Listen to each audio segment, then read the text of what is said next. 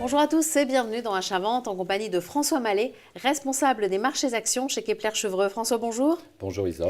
Focus aujourd'hui sur Lafarge, le grand cimentier français, mais c'est un métier très cyclique, non? Oui, effectivement, l'année 2013 l'a confirmé avec une déception à la fois sur les marchés européens et sur les marchés en Amérique du Nord, et enfin un ratio d'endettement qui reste élevé, supérieur à 50%. Donc les résultats 2013 devraient eux aussi être décevants? Oui et non, l'activité, vous avez raison, a été décevante.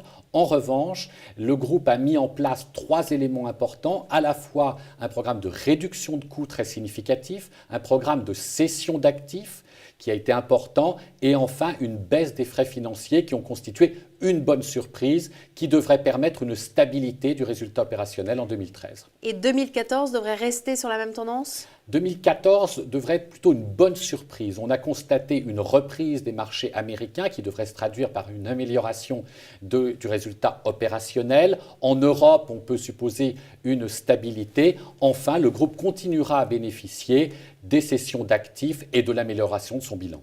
Est-ce que vous avez d'aussi bonnes prévisions pour 2015?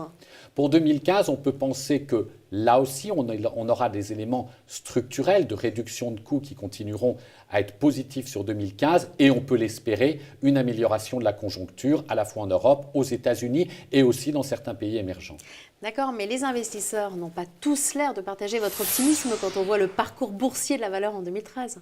Effectivement, le parcours a été en partie décevant, mais je pense que l'année 2014 sera le retour vers ces investissements dits de value, donc avec des niveaux de valorisation qui sont particulièrement attrayants si on compare avec les niveaux historiques, c'est-à-dire autour de 7 fois la valeur d'entreprise sur l'EBITDA. Ce sont vraiment des niveaux d'intervention. Parce qu'aujourd'hui, Lafarge est une valeur décotée? Aujourd'hui, Lafarge est une valeur décotée, non seulement par rapport à ses niveaux historiques, mais aussi par rapport à ses concurrents, notamment le Suisse Holcim. Et vous êtes à l'achat sous combien? Nous sommes à l'achat jusqu'à 63 €. François, merci.